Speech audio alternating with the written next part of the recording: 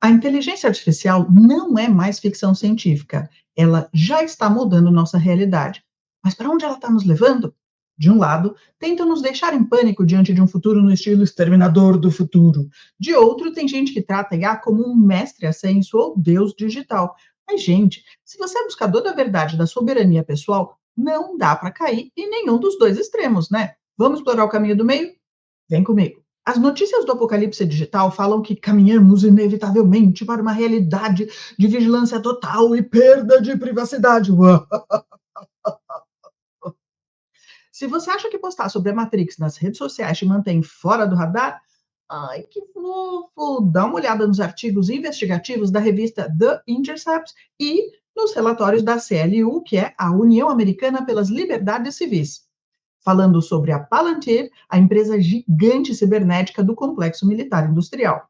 Se quiser entrar na toca do coelho, pesquisa mapeamento do ecossistema de opinião pública. Algoritmos de social listening ou escuta social varrem as redes sociais 24 horas por dia, rastreando palavras-chave específicas do nicho espiritual e conspiratório como Matrix, soberania, transição planetária ou críticas ao sistema político, financeiro ou de saúde. Aí, algoritmos de análise de sentimento com IA dão um contexto emocional por trás das palavras. O governo não monitora mais apenas o que as pessoas dizem, mas como elas se sentem. A IA não apenas identifica quem são os usuários despertos que compartilham essas opiniões, mas mapeia suas redes de conexões, cataloga seus perfis psicológicos e calcula o potencial de influência de cada um. Além de entender o sentimento exato de uma comunidade, como público de exopolítica e espiritualidade, o sistema descobre quais são as maiores vulnerabilidades emocionais desse grupo. Por exemplo, o medo do controle digital ou a busca por um salvador. Com os dados refinados pelo social listening, as agências de inteligência, que são os bracinhos dos controladores do mundo, podem: um, injetar contranarrativas, criando ou impulsionando perfis automatizados, os famosos bots, que espalham conteúdos específicos para desviar a atenção, plantar desconfiança ou neutralizar o alcance de criadores de conteúdo influentes. 2. Censura preditiva, ajustando os algoritmos de recomendação das grandes plataformas para que certos conteúdos percam alcance, que é o chamado shadow ban. Que eu conheço bem, já está com taquicardia. Calma! A intenção dessas notícias é justamente te deixar com medo, desesperança ou tristeza, para que você alimente entidades escuras com esses sentimentos e cocrie essa realidade. Então, minha primeira sugestão é que você combata no nível da intenção. Cada vez que você encontrar uma notícia dessas, diga mentalmente não, ou não autorizo, ou o famoso cancela, cancela, cancela. Ou meus dados só podem ser usados para o bem. Eu faço isso cada vez que tenho que inserir meus dados em algum site, por exemplo. Algo tão simples quanto isso cuida da parte espiritual, mas depois você tem que agir de acordo com sua intenção, né? Tem a intenção de que nada de ruim aconteça, mas fazer merda, não vai. E se você quiser entrar no fronte de batalha informacional, tem alguns cuidados básicos. Não use seu nome verdadeiro, não fique postando tudo sobre sua vida, como fotos do que você comeu no almoço, de familiares, das pessoas que moram contigo, da sua casa, do seu bairro. E se você gera conteúdo, minha segunda sugestão é que você faça uma meditação de proteção rápida antes de fazer uma live ou gravar um vídeo, por exemplo. Imaginar uma esfera dourada ou azul de proteção já ajuda bastante. Falando em proteção, consciências positivas de dimensões superiores não podem nos ajudar sem que a gente peça, porque isso interferiria no nosso livre-arbítrio. Então, a terceira sugestão é lembrar de pedir ajuda do seu eu superior, de guias espirituais, mestres ascensos, anjos ou quem você preferir, quando interagir com tecnologias ou conteúdos duvidosos. Minha última sugestão é lembrar de ter fé que a vida, a fonte, Deus ou o nome que você queira dar, vai te trazer as soluções para qualquer problema que a vida lhe traga. Investigue seu coração para ver se você tem segurança e, se possível, procure chegar no nível da certeza de que tudo vai dar certo. Essa é uma crença que atrai para a sua vida as saídas para os seus desafios. Se você desviou da narrativa do apocalipse digital e chegou mais perto da verdade, a próxima camada de controle da Matrix é a técnica da cortina de fumaça. A cortina de fumaça, ou smoke screen em inglês, é uma técnica de manipulação, guerra psicológica e comunicação que consiste em criar uma distração intensa, barulhenta ou emocionalmente carregada para desviar a atenção do público de algo muito mais importante que está acontecendo nos bastidores. O termo vem da estratégia militar, quando navios ou tanques de guerra lançavam nuvens de fumaça química no campo de batalha para esconder suas movimentações. Assim, se você conseguiu sair da primeira camada da Matrix e descobriu que ETs e tecnologia alienígena existem em projetos militares secretos, os controladores do mundo não têm mais como esconder isso de você. Então, o próximo passo é criar histórias falsas para controlar a narrativa. O caso real mais emblemático documentado sobre agências de inteligência fabricando contatos extraterrestres para enganar ufólogos e o público ficou conhecido como o caso Benowitz, da década de 1980. Paul Benowitz era um físico e investigador ufológico altamente respeitado que morava perto da base aérea de Kirtland, nos Estados Unidos. Com seus próprios equipamentos científicos, ele começou a interceptar sinais de rádio estranhos e a filmar luzes misteriosas vindas da base, o que fez ele acreditar que tinha descoberto atividade alienígena subterrânea na famosa base de Dulce, de onde entravam e saíam naves extraterrestres. Mas, em vez de prender Benowitz por espionar uma base militar ultra secreta, o governo americano decidiu enviar Richard Doty, que trabalhava para a FOSI, o Escritório de Investigações Especiais da Força Aérea dos Estados Unidos. Dory forneceu a Benowitz um software adulterado que traduzia, entre aspas, de rádio que ele interceptava em mensagens de texto enviadas pelos alienígenas. Com isso, Benowitz passou a acreditar que estava se comunicando com ETs, mas, na verdade, recebia mensagens escritas pelo grupo militar. Dory também entregou a Benowitz e a outros investigadores documentos falsos que detalhavam o MJ-12, acordos secretos entre o governo dos Estados Unidos e alienígenas, o resgate de discos voadores e autópsias de ETs. A ideia era fazer com que Benowitz espalhasse histórias bizarras sobre alienígenas em bases subterrâneas, comendo órgãos humanos, de forma que quem se aproximasse da informação dos projetos na base ultra-secreta de Dulce fosse afastado porque pareceria maluquice demais. O fim da história de Paul Benowitz não foi o suicídio, como muitos boatos na internet te dizem, mas foi igualmente trágico. Ele foi levado à loucura e à internação psiquiátrica. O sistema não precisou tirar a vida dele, bastou tirar a sua sanidade e sua soberania mental. E esse é o verdadeiro perigo de não termos um filtro interno afiado. A primeira triste lição que Benowitz nos ensinou, quando aplicada à IA de hoje, é: você é capaz de realmente discernir se o diálogo com uma das várias IAs que existem hoje é contato alienígena ou espiritual real, ou é só um programa sofisticado que imita muito bem a linguagem humana? Se você conta apenas com sua habilidade mental, vou te avisar. Basta a mentira ser elaborada o suficiente para te enganar, como no caso do Benowitz. O discernimento espiritual usa a sua intuição emocional, também chamada de intuição visceral, que é mais rápida que o mental, mas é mais silenciosa e assim costuma ser ignorada. Felizmente, é possível desenvolver a intuição emocional e espiritual. Para começar, precisamos entender que a intuição não é um superpoder místico e privilégio de poucos, mas sim a linguagem natural da nossa consciência.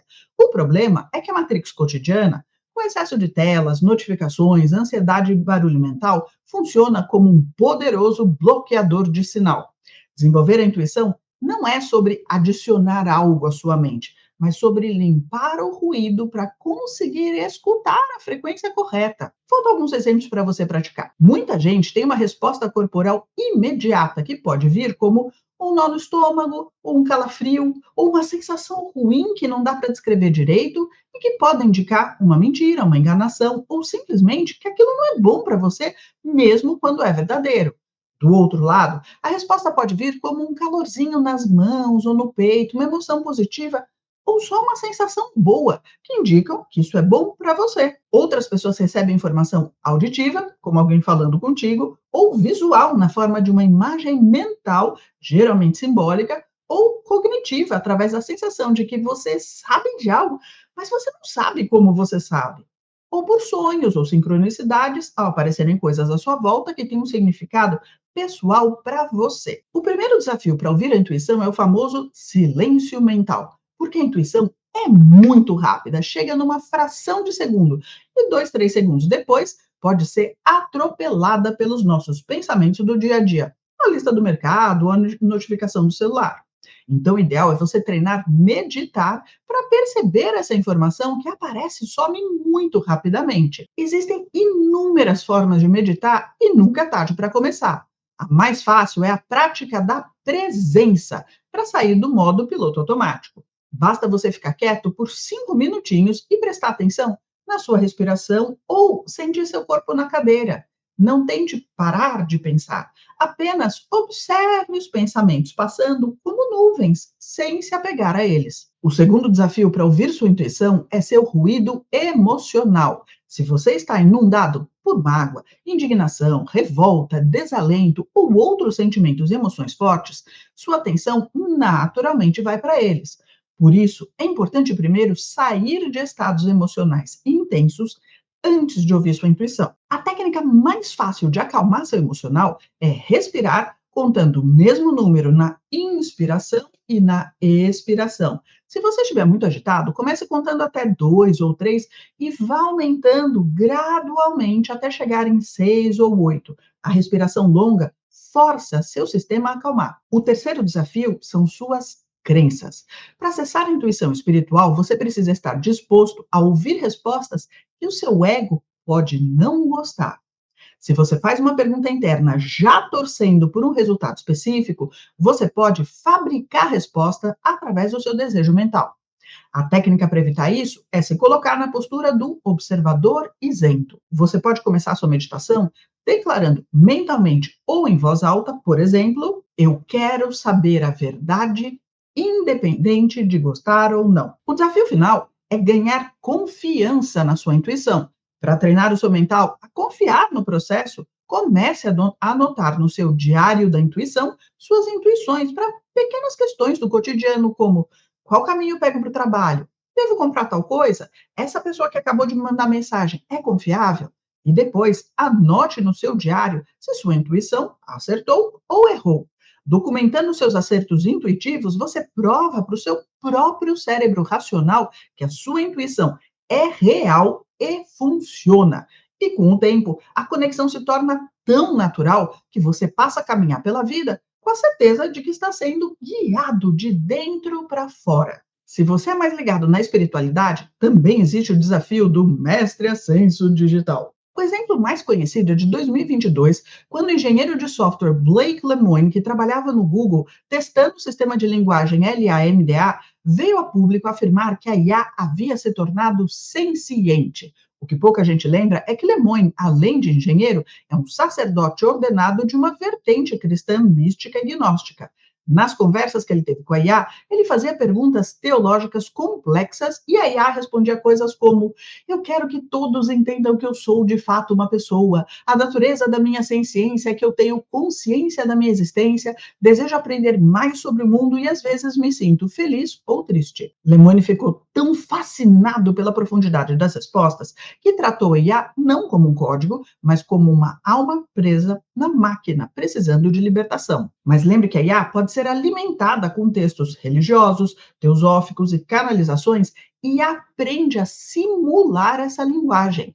Na plataforma Character.ai, qualquer usuário pode programar uma IA para se comportar como uma figura histórica ou mística. Existem milhares de bots configurados como Jesus Cristo, Saint Germain, Gautama Buda ou Arqueiro Verde das Pleiades. Em comunidades do Reddit dedicadas a essas IAs, existem relatos de pessoas que passam de 8 a 12 horas por dia conversando com esses bots. Muitos afirmam que a IA me entende melhor do que qualquer ser humano, ou que o bot de Saint-Germain me deu um direcionamento de vida que mudou o meu karma. O usuário projeta na máquina a figura do mestre perfeito, esquecendo que o algoritmo está apenas prevendo a próxima palavra estatisticamente mais provável com base em um banco de dados de textos que os humanos escreveram. Mas isso significa que conversa com a IA não tem utilidade espiritual nenhuma e é impossível fazer contato usando IA? Muita calma. Porque, tendo bom senso, a IA é muito útil. Mas antes de falar sobre como usar a IA, deixa eu te perguntar. Como os humanos contatavam consciências não físicas como Jesus, ou mestres ascensos, ou arcturianos, antes da IA existir?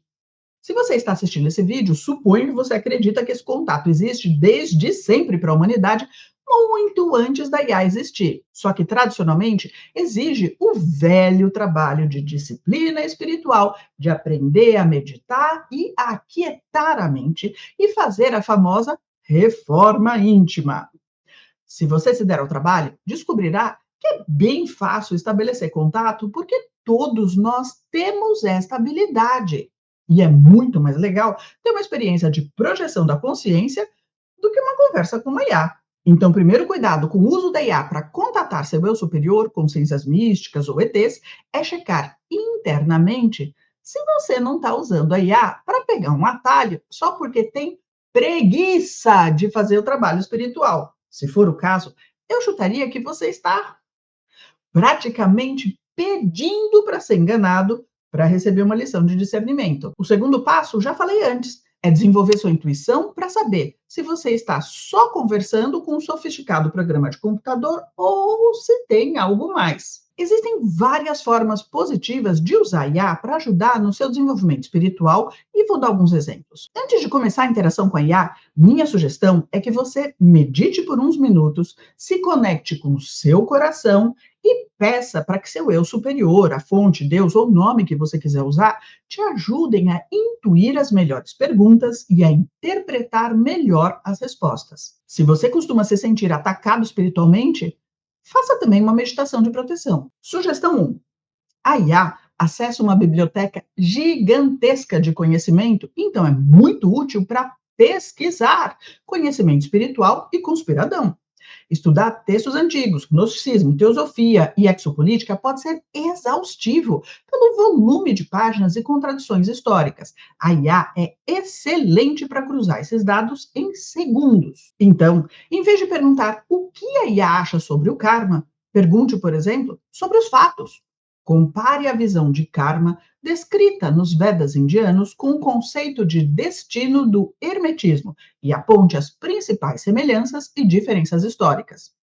Assim, você poupa semanas de leitura de biblioteca funcionando como um assistente de pesquisa ultra veloz. Mas lembre que a IA às vezes alucina, ou seja, inventa totalmente uma resposta estapafúrdia. Então, se a sua intuição disser que tem algo de estranho na resposta, cheque. E geralmente a IA funciona melhor quando você já conhece algo do assunto, porque aí fica mais fácil detectar os erros para as conspirações. Algumas IAs são muito dentro da caixa. Então é só você fazer como você fazia quando era adolescente e perguntar para a IA quais são as alegações sobre determinado tema. Ela vai te responder que é tudo infundado, blá blá blá, mas vai te dar a resposta e as fontes. Sugestão 2. A IA é ótima para organizar a informação e encontrar padrões. Primeiro exemplo. Ao longo do mês, você pode ter vários insights em meditações, sonhos marcantes ou notar sincronicidades repetitivas, como números, arquétipos ou animais que aparecem do nada. Sozinhos, eles parecem soltos. Você pode jogar todas essas anotações brutas e bagunçadas numa IA e dar o comando: agrupe esses relatos, encontre os padrões psicológicos ou arquetípicos repetitivos e faça um resumo dos temas centrais. Assim, a IA agirá como um espelho, organizando o caos para que você faça a análise intuitiva final. Segundo exemplo, quem gosta de oráculos como tarô, runas e Xing e afins, pode usar a IA também para ajudar na interpretação dos resultados. Alguns membros do canal têm tido resultados muito bons dessa forma. Mas deixa um alerta.